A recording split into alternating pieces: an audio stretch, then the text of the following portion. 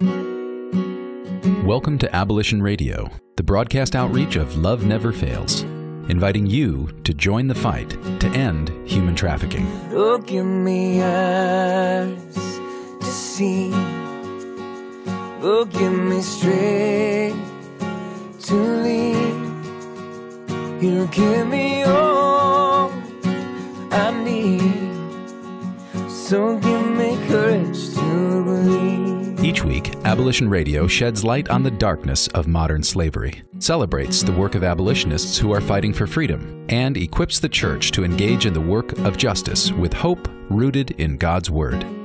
Our goal is to see a radio audience become an army of gospel activists. You're in the neighborhoods we live in. You're in the ones we're passing by. You're in the ones we call our neighbors. And the ones who still escape our eyes. Now, here's the host of Abolition Radio, founder and executive director of Love Never Fails, Vanessa Scott. Thanks, Dave, and welcome to Abolition Radio, the broadcast outreach of Love Never Fails. I am here in the studio with my partner in justice, Vanita Hopkins. Yay! Hello, everybody. Yeah, and we have with us a special guest who is the Deputy Attorney General and Statewide Human Trafficking Coordinator, Maggy Krell. Hi, Maggie. Hi. Thanks so much for having me. Yeah, thanks for being here. We really appreciate you and all the work that you're doing. So you've got a couple different roles going, right? So Attorney General, that's really looking at, a prosecutor in the Attorney General's Financial Fraud and Special Prosecution Unit. And you're also really focused on human trafficking and the coordination of some statewide activities. Is that right? Yeah, exactly. And so tell us a little bit about what you're doing in the way of human trafficking and that coordination. Absolutely. So my unit's called Financial Fraud and Special Prosecutions. But human trafficking has been a major priority for Attorney General Harris. And so as the statewide human trafficking coordinator, my role has been not only to prosecute cases and oversee investigations statewide, but also work with other agencies, law enforcement, as well as nonprofit organizations to make sure we're all collaborating and working together to do everything we can. Awesome. Yeah, well, collaboration is key in this fight, right? It sure is. I mean, as much as the exploiters and the buyers coordinate and collaborate, right, online using social networking and a variety of other communication tools, and just moving people around in the mobility aspect, it's really important that we have on the flip side, right, on the side of justice, the collaboration. And so it's great that that we have someone at the statewide level that is able to take charge of that. Yep. Absolutely. I mean, it's really important, first from a law enforcement perspective. I mean, we often have, unfortunately, too often have these cases where, we find a girl, a female victim, maybe in Oakland, who's really from Sacramento. And so to have a partnership between Sacramento and Alameda where we can work together to make the case right and get the victim home. We really need that kind of communication. And then also from the nonprofit standpoint, law enforcement, prosecutors, we're not necessarily prepared at all to, figure out housing and find the best counseling services and figure out, the variety of services that a victim may need. And so to be able to collaborate up front with some of our nonprofit partners has been really, really key. Yeah. It's funny. We actually went to a training with the FBI just a couple weeks back. And their whole point was to kind of pull all of us together, all the service providers, and there were maybe about 50 of us in the room. Yeah.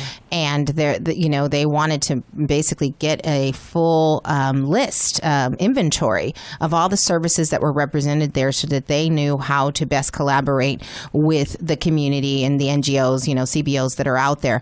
Do you maintain a similar type of database of resources that you reach out to? Yes. Actually, I have a few lists going right now, to tell you the truth, because there's so many, new agencies, kind of popping up and getting involved, which is great. And we're constantly trying to stay organized, stay on top of it, and make sure that law enforcement in various regions knows where they can go for help. Yeah. So tell me, you were a deputy district attorney in San Joaquin County prosecuting domestic violence, gang, and murder cases. Tell me, so what got you involved in this? So, obviously justice makes you tick. So tell me where that started and how that was for you. Well, just to kind of a fine point on my resume, I didn't do the major crime cases until I got to the Attorney General's office, but I did do some domestic violence cases in Stockton. And really what it was is just, being able to be a voice for the voiceless and yes. being able to help the people that need us most.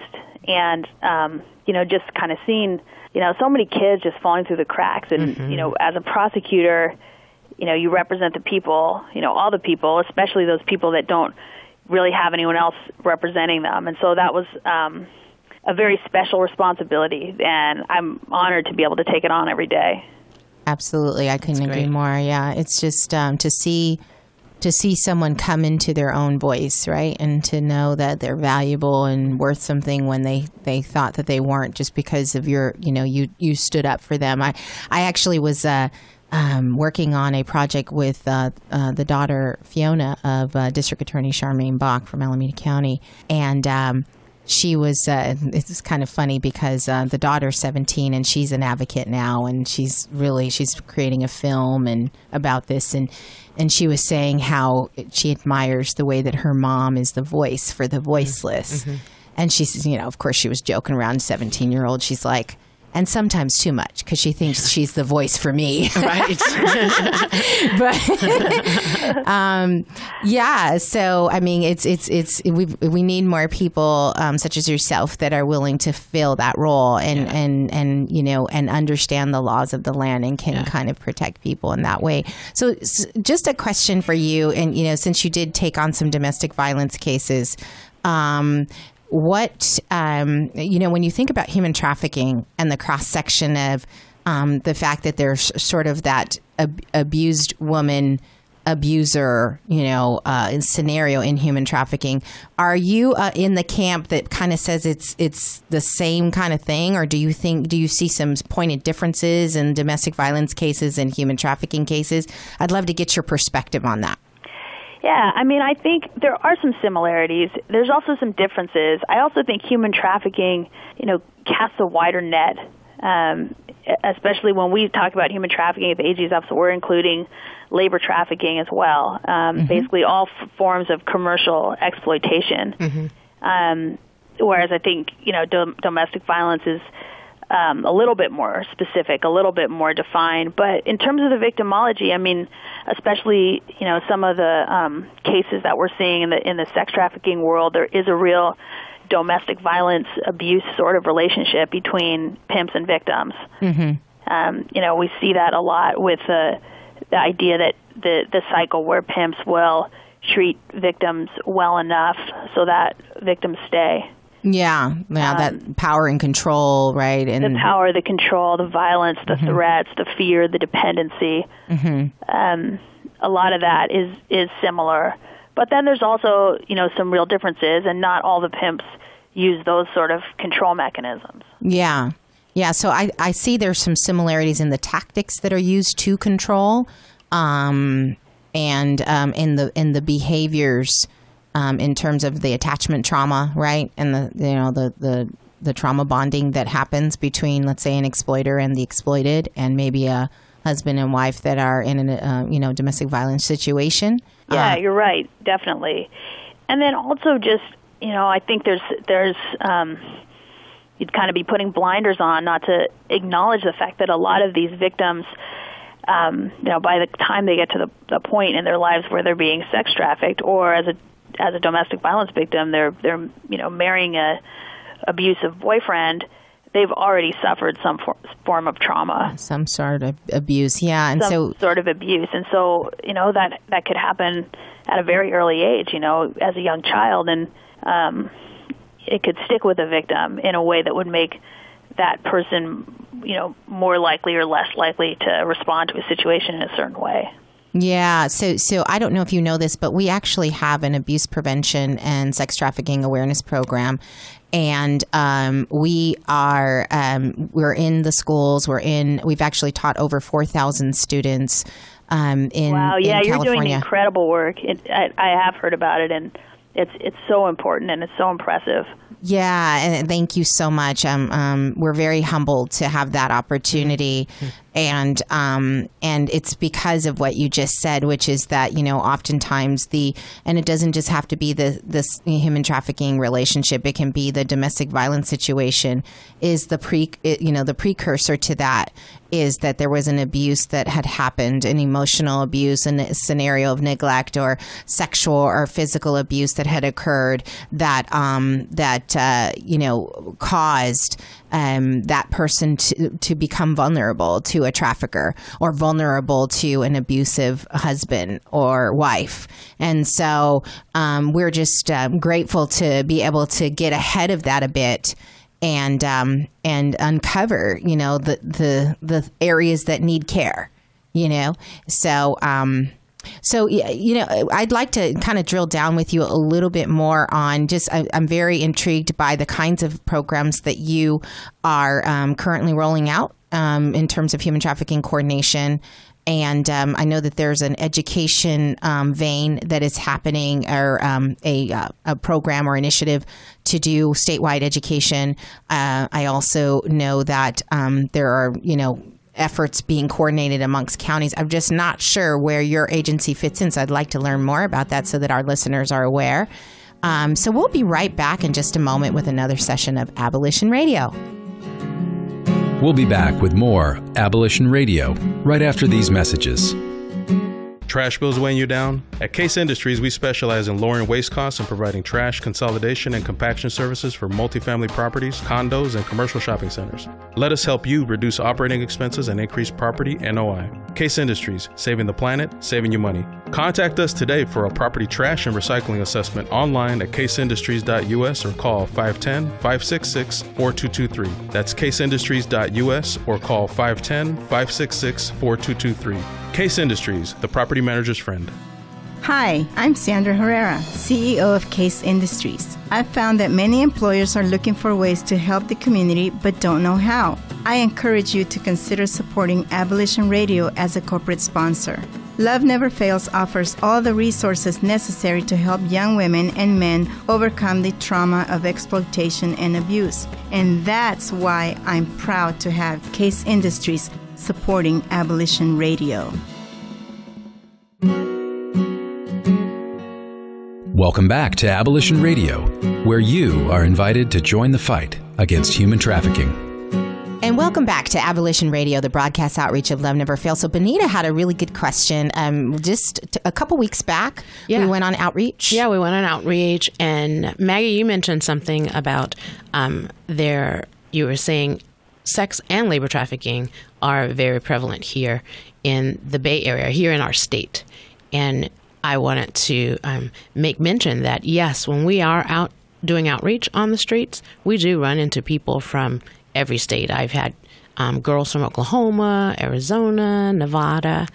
Why do you think that is? Well, I mean, California is the most populous state, and it's a diverse border state with major international harbors and airports.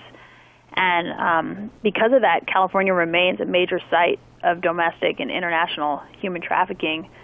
There's frankly just so many people here and such a diverse array of people that, people are coming here from everywhere.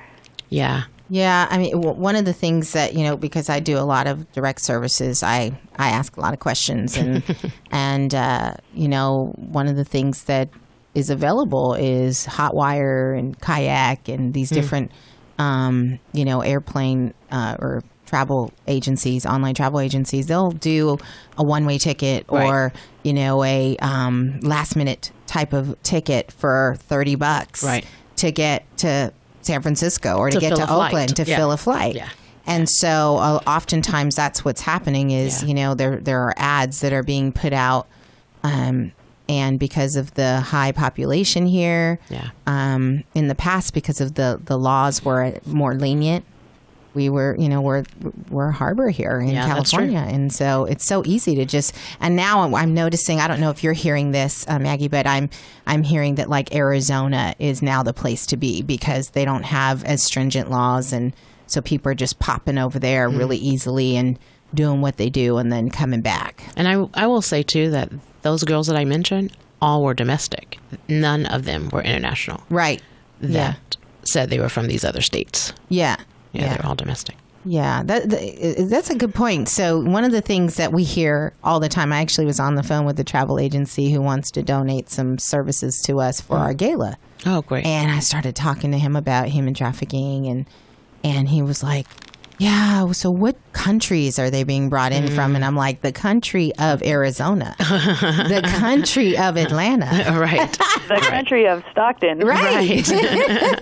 And so, it's just, and, not making fun of him at all, but, it's like there was a time when I thought that too. Yeah. Right. And so we all have to be educated that this is not what I think I saw a stat. I don't know if you're familiar with the stat, Maggie, but it's something like 77% of the or 70-ish% of the people that are arrested in affiliation with a human trafficking case are U.S. born. Does that sound right to you? I've heard it. I don't know about. I hear a lot of these stats, and I can't verify it. But I think it's really important that people recognize that this is not just some international problem, and it's not something that happens far away in some other country, or that it happens to people that aren't from here. I mean, it happens right here, right in our backyard, to people who are from here, to people who are not from here, and we need to deal with it and be honest about it. And I think there's also this idea that it's like an inner city problem, and it also happens in the suburbs, and it also happens in rural areas, and so. I think the worst thing we can do is kind of try and put on these blinders and put it in a box like, well, the victims look like this, or it happens in places like this, when we know from the data that it's really more prevalent than that. Right. All demographics are susceptible. Yes. Exactly. So tell us about, what would you say are sort of the main points of the human trafficking platform for this state in your organization? Well, one of our focuses right now is, the Super Bowl is an event that always draws an uptick in this sort of crime. And so we've talked about ways, because the Super Bowl 50, this coming February 2016, is going to be in California in Santa Clara. We've talked about ways that we can prepare for that. And we've used it as a platform really to jumpstart a major training campaign. And so we've been, from the Attorney General's office, partnering with the U.S. Attorney's Office to do a series of trainings on labor trafficking throughout the state. We've also, in 2012, and we published the human trafficking report, the Attorney General's human trafficking report, where we really went through the data, what's working, what we need to do more of. And then in 2014, as a bigger report dealing with transnational gangs, we covered trafficking again and discussed some of the collaboration and the strategies going forward. And so, making sure that information is available to law enforcement, making sure that that we can be a hub for information sharing. Has been. I'm sorry. Go ahead. Oh, I was going to say we've just recently had the Super Bowl committee of the South Bay Coalition to End Human Trafficking. No Traffic Ahead on the show. Of late, we've been really active with the Super Bowl committee. Oh, okay, great. Over the last year. Great. And the AG's office is sitting on that committee, and we're also looking at what we can do from a statewide standpoint. So Jessica Owen. Miss Jessica Owen, that's right. Yeah. I hear maybe a future guest on your show. Yes. Yeah, she's fabulous. Yeah. She's great. Yeah. Yes. So, and I work with her. She's kind of my Los Angeles counterpart. And so in addition to the trainings that I mentioned and a lot of the awareness stuff that we're collaborating with the coalition on, there's also going to be, a law enforcement component that, I can't go into too much, but we will be doing that piece as well. Great. We were at the FBI training. Yeah. Not too long ago. Yeah. So we're aware. That's Okay. Cool. Yeah. So a little bit more. The Super Bowl is a focus for your office. I know that also Kamala Harris is running for Senate, and so there's a lot going on there in your office as it relates to that. And so is there anything else that you guys are kind of focusing on as it relates to human trafficking? I mean, I know that human trafficking is near and dear to her heart, so she's going to take that wherever she goes, which is a great thing. What else is happening there? Well, we just launched the Children's Justice Bureau here at the Attorney General's office in January this year. And so what that is a comprehensive bureau that looks at all of the legal entities dealing with and hopefully protecting children. Mm-hmm. And so a piece of that, obviously, is the sexually exploited children and that population of children. And so that's part of my role as sex trafficking or as human trafficking coordinator is to be, serve on that new bureau in an advisory capacity. And we've talked a lot about, rolling out various models for engaging in schools and school districts, and working really on the prevention side alongside of what you're doing. Yeah, we're actually really excited about this bureau, and so I actually wanted to share some news with the listeners. Some of the things that we're working on in collaboration with Jessica in your office and also California Department of Education. So, but we'll come right back. So please stick with us, and thank you for listening to Abolition Radio. We'll be back with more Abolition Radio right after these messages from our sponsors. Hi, this is Vanessa Scott with Abolition Radio, where every week we invite you to join the fight to bring an end to human trafficking. Abolition Radio is the broadcast outreach of Love Never Fails, our nonprofit which is dedicated to the rehabilitation, education, and protection of youth involved or at risk of becoming involved in domestic sex trafficking.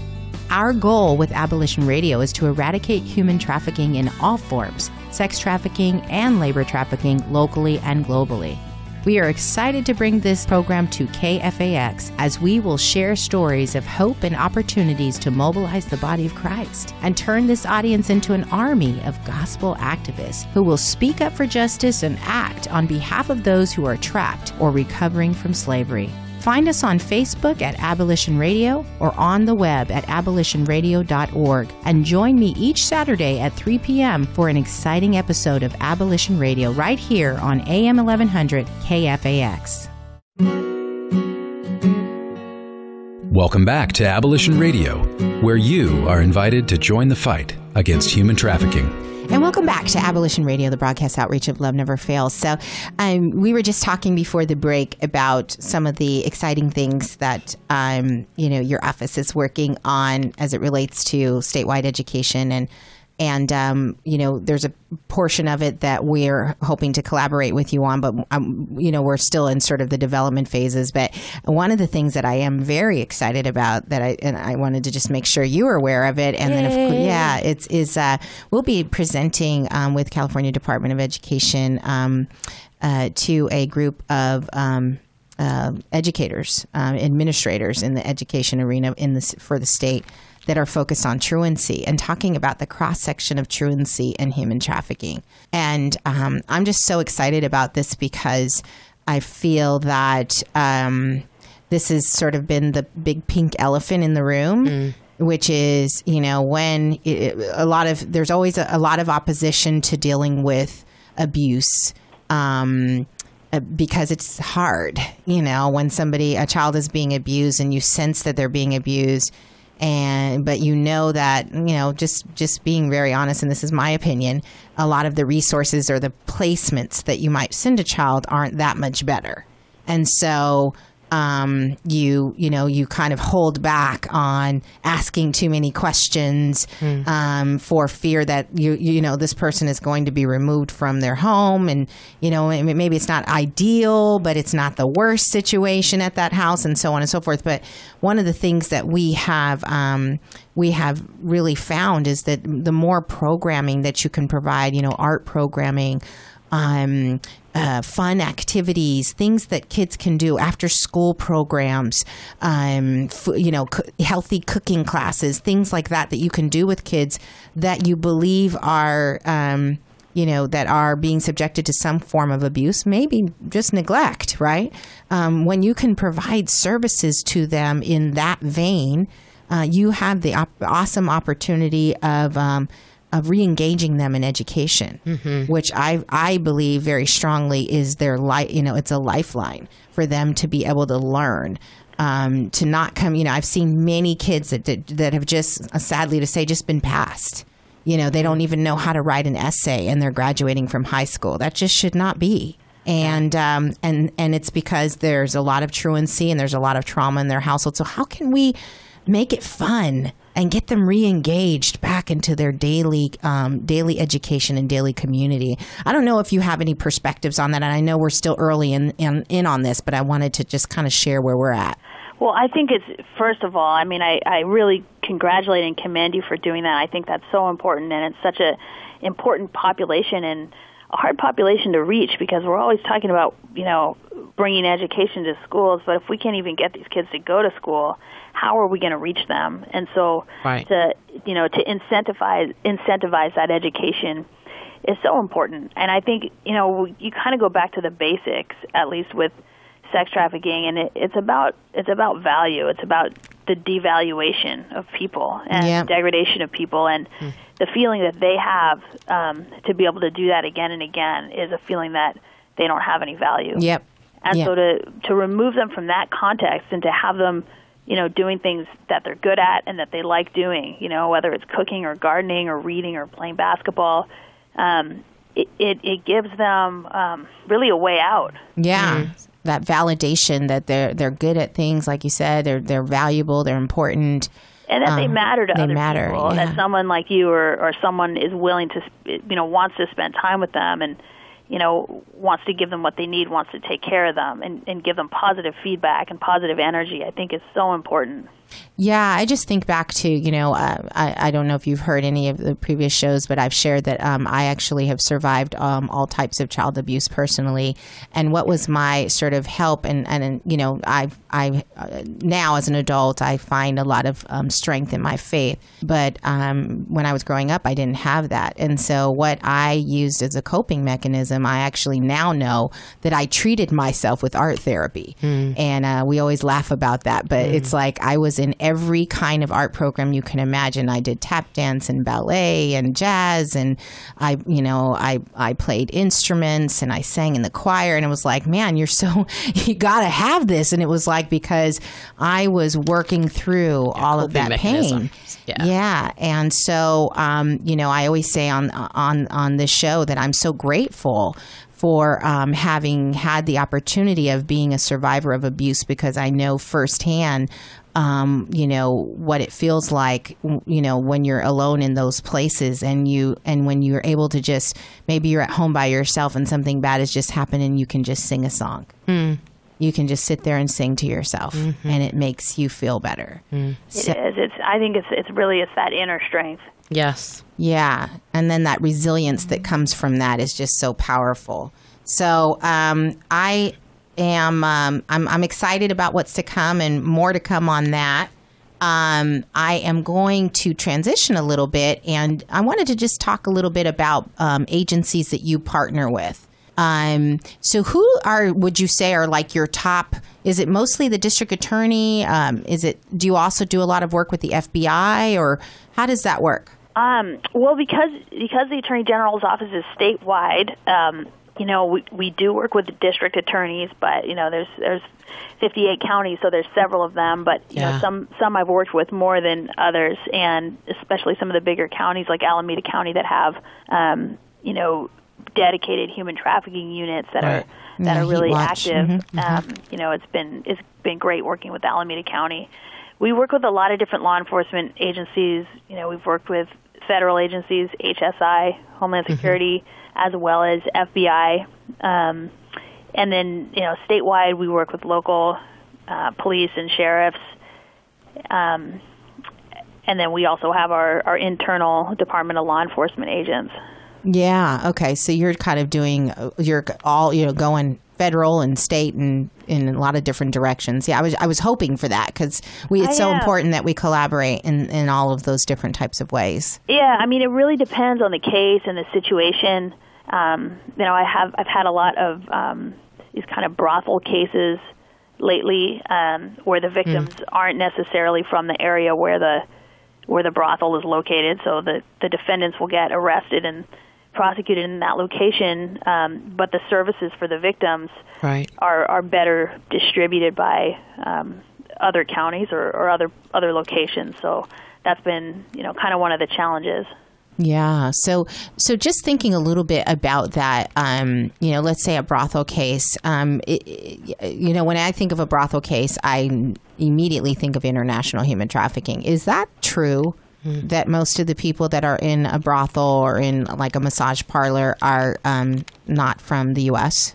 I've seen it both ways. I mean, there are, people from other countries and Southeast Asian countries in particular at some of the brothel cases we've done, but we've also seen domestic brothels, and we've seen, gang-run brothels that are domestic, certainly. Gotcha. Okay, so we're going to come back. I'd love to hear from you. I know that that we always have confidentiality in place, but was there a case that really was a turning point for you when you decided that I've got to work on this issue of human trafficking? I'd love to get some insight from you on what that was. So we'll come right back in just a moment with another session of Abolition Radio. We'll be back with more Abolition Radio right after these messages. This is Pastor Gary from Faith Fellowship in San Leandro. We are so excited about the launch of Abolition Radio every Saturday. And we have seen Love Never Fails under Vanessa Scott grow right here in San Leandro out of our church at Faith Fellowship. And now her ministry, God gave her a passion to get young people out of the sex trafficking and sex slave industry. And she has been doing a phenomenal job. Not only is it locally, but now it's going globally. In fact, I prophesied to her that God was going to use her to go nationwide, and that's exactly what's been happening. She is a woman with a vision, with a direction, and a passion to see these young people come out of this kind of arena. And to God be the glory. Join with her every Saturday on Abolition Radio to hear what she has to say and then become a part of what she's doing. AbolitionRadio.org. Love never fails. Welcome back to Abolition Radio, where you are invited to join the fight against human trafficking. And welcome back to Abolition Radio, the broadcast outreach of Love Never Fails. So you were just sharing that there's a story that was kind of it for you. Can you tell us a little bit about that? Yeah, when I was a pretty new deputy district attorney in San Joaquin County in Stockton, Stockton police had done, I think, a series of stings where there was prostitutes being arrested and Johns being arrested. And as a misdemeanor deputy DA, part of my job was to prosecute those cases. And I noticed that again and again and again, the address for the location was the same, and it was a motel, in a rundown part of town. And what really bothered me was we know this is happening. It's just different names on the police report, but it's the same location every time. And so we looked at it a little more, and we were able to build a case against the owner of the motel. For not just being complicit in it, but really being a part of it, letting people rent rooms for an hour, giving out condoms at the front desk. And, basically his whole business was part of, the exploitation of these vulnerable people on the streets of Stockton. And so we were able to elevate that case and actually prosecute a motel owner.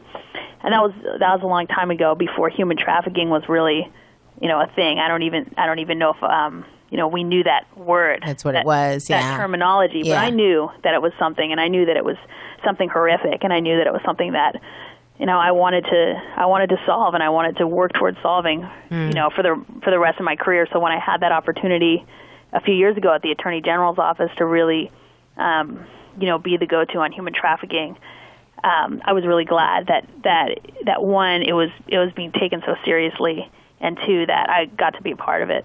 Yeah. Yeah, so a couple weeks, probably a month. Yeah, it's been over a month now. We actually did an outreach in Stockton. And, we were at a couple of the hotels. I wouldn't be surprised it would be the same one. No, I shut that one down. Oh, good. Woo! Good. Good job. That's right. Okay, yeah. So, unfortunately, these other ones have popped up. And I don't know that they're renting out the room by the hour because a lot of the people there seem to be living in those rooms. Mm-hmm. But, which is a whole nother, actually, if we have time, I'd like to ask your opinion about that. But I just am reminded of this one woman who I'll call Jay. And she had the most beautiful blue eyes. And there she was standing out in the middle of the street. And we approached her and we said, hey, is there anything, can we give you some water? And we usually bring like snacks with us. And we also offer prayer. And she began to cry. And she told us that she had come out of the life and she had gotten back into it when her daughter, who has a small child, was getting ready to be homeless, that they could not live on their $500 a month of welfare. And they couldn't find any housing, so she was renting a hotel room to put her daughter and her grandchild up. And that this was what she had, returned to in order to support them. And she was so upset with herself that she had become addicted to heroin again because she said, I can't stand, what I'm doing, and I can't stand being around the buyers, and I just can't believe that I'm subjecting my body to this again, and this is the only way I can cope, so now I'm strung out again.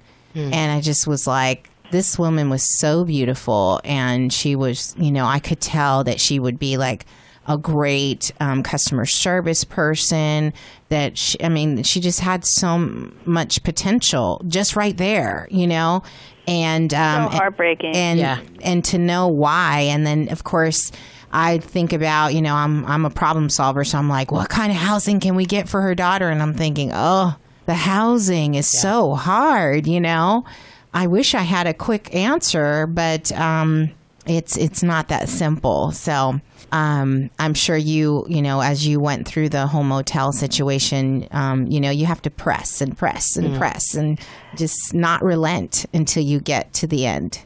It's very hard. I mean, I think what's hard for the victims is, just kind of what you said, the relapse, and there's never really a permanent solution because it's a trauma that the victims are going to be enduring their whole lives, and so it's giving them the tools and the resources to be prepared. Right. Yeah. So but it's always going to be a struggle. Always. Yeah. And to not try to solve the problem in that way when it's all it's all you know. And so I think about people who maybe have not been traumatized in that way. I mean, what would they do? Maybe they'd get 2 and 3 jobs if they had the skills to do those jobs and jobs were available. I mean, there's just so many different factors. So, I mean, what is obviously Attorney General takes a pretty strong stance on this issue as it relates to protecting the victims. What's your perspective on the exploiters? My perspective on them? Yeah. What's sort of your stance on how the exploiters got to be where they are, and ways that your office can deal with them? I know obviously there's putting them in jail, which is definitely definitely something that most members of law enforcement are of that mind. But is there any restoration platform that you guys talk about or think about as you're discussing it amongst yourselves? Well, I mean, the bottom line is as prosecutors, we will hold them accountable. Mm-hmm. And, they're the people on the other side of the table that we're prosecuting. But, everybody has a way that they got there. And until we, look at their background, get the probation report and know, what kind of challenges they might have faced, that's how we determine what the appropriate sentence is. Yeah, I mean, one of the things that we're very passionate about is, the restorative end for the exploiters as well. And I know that sounds kind of odd, but what we have found is many of our young men, statistically speaking, I was looking at Alameda County's arrest statistics and arrest records for human trafficking and pimping and pandering. And 18 to 24-year-olds were the majority of the arrests, and they were mostly African American and Hispanic men. And I began to, draw obviously a correlation between poverty, high levels of poverty, high levels of abuse in the same community. And I'm thinking, they didn't just turn 18 and decide that they were going to become an exploiter.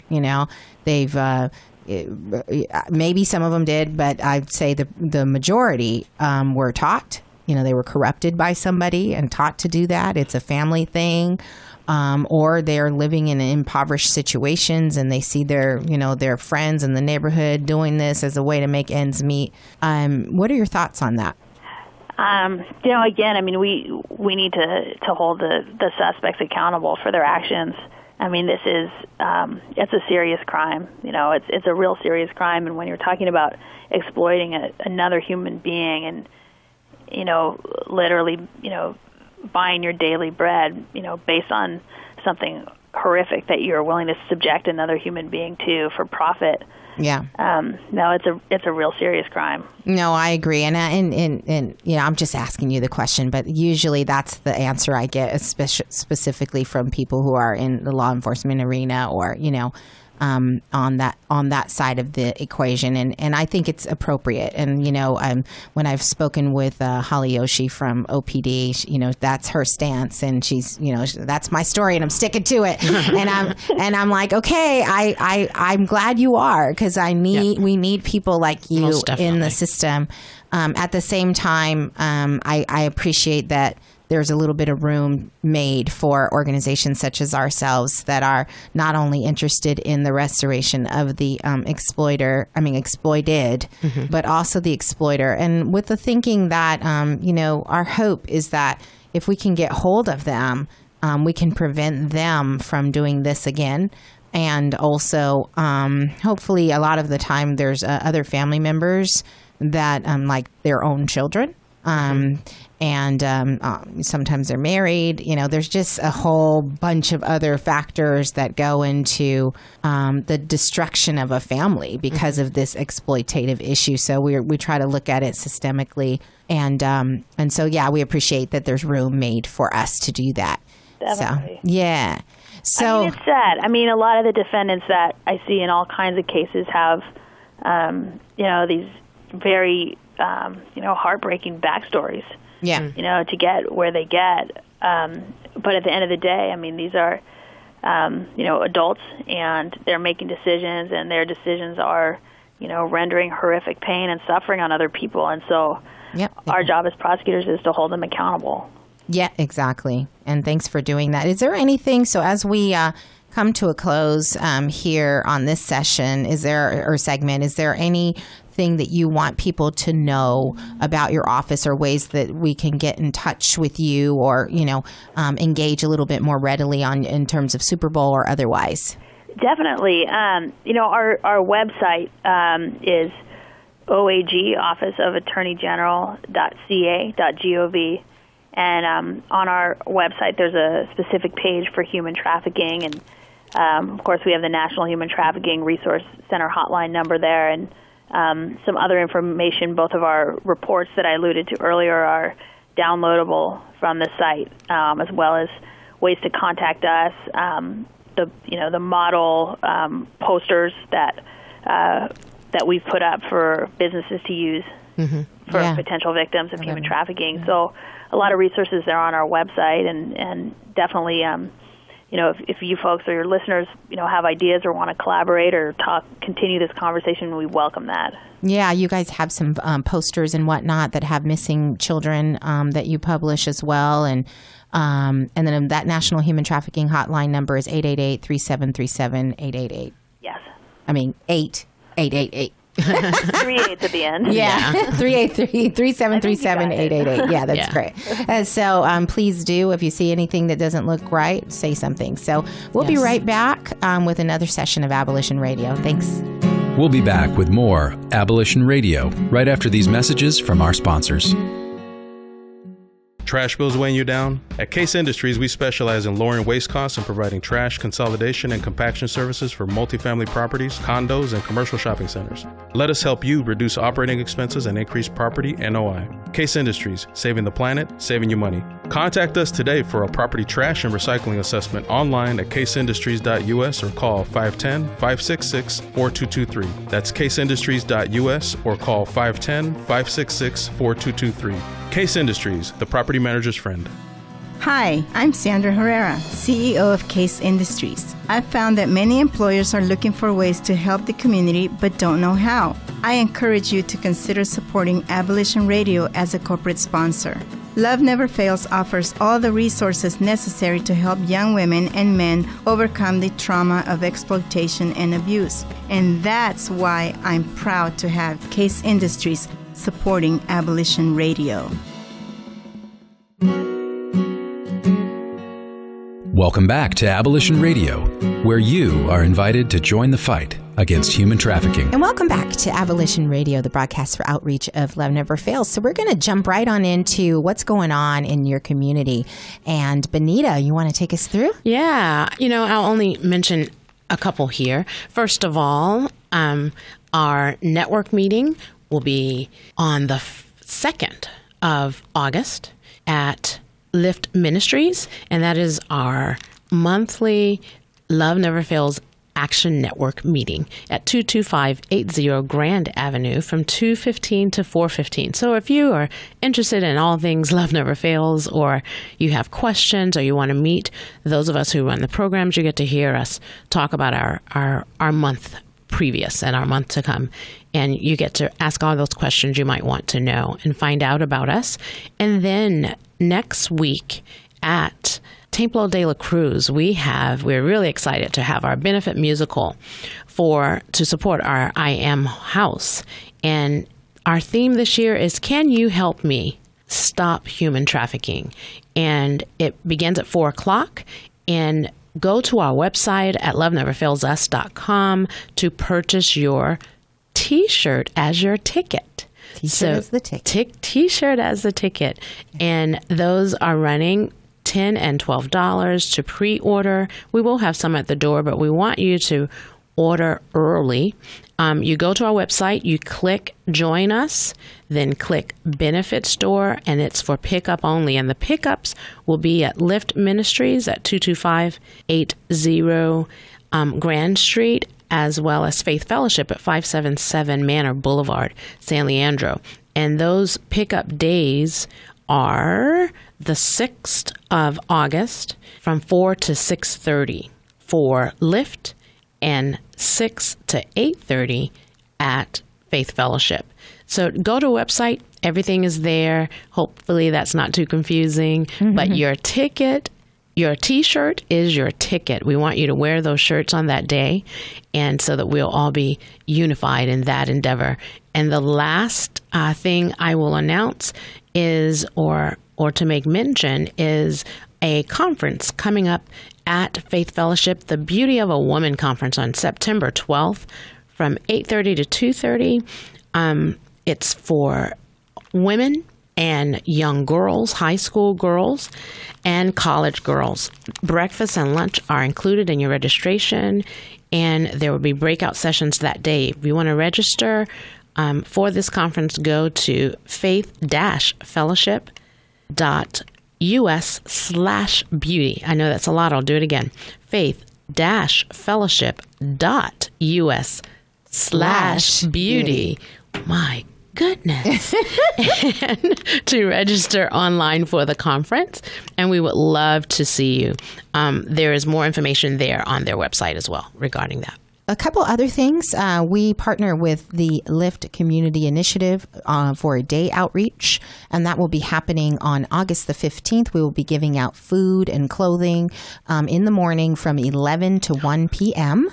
And so please do come out. That's 22580 Grand Street between cross street is A Street, Grand and A. So please do come out and pick up some food if you need it, or clothing if you need it, or refer a friend to that end. Also, very exciting news today, August 1st, we are opening the second phase of our I Am House. Woohoo! Now, let me just say that we actually are stepping out by faith. We have not received the funding that we believe that we were hoping that we'll receive for our house. But we are. I've been given permission by our board to pay for 1 month's worth of rent, with the hope and the prayer that we will have the rest of it come in. And so we're inviting you to do a couple of things. Join us in petitioning the Alameda County Board of Supervisors to support this project. We have a letter that you could send to them and sign your name and put your address on there as an Alameda County resident to say that this is something that you believe in. Our second phase of our house is actually going to continue to provide case management. It's going to continue to provide safe harbor for our ladies, but let them go back to school and gain jobs and have a safe place for their children.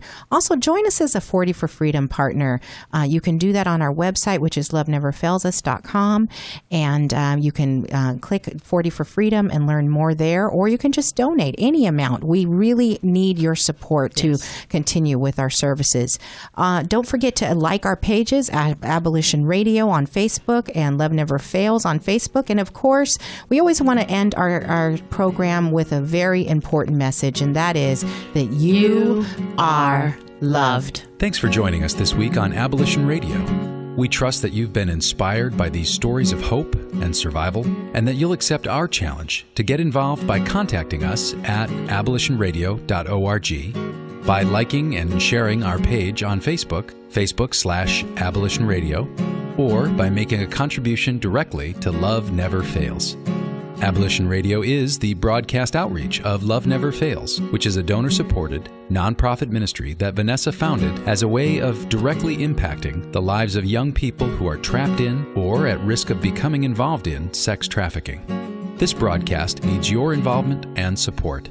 To find out more, simply go to abolitionradio.org and click on Love Never Fails. Today's program was brought to you in part by Case Industries and with major support from the staff and membership and donors at Faith Fellowship Church. Our theme song, Courage to Believe, is by Justin McRoberts. Hear more about his passion for justice and art at justinmcroberts.com. Our audio engineer is Jarrell Martin, and this is Dave Naderhood. On behalf of Vanessa, Benita, and the whole team at Love Never Fails, thanks for listening, and thanks even more for taking action to help set captives free. You're in the neighborhoods we live in. You're in the ones we're passing by. You're in the ones we call our neighbors, and the ones who still sleep by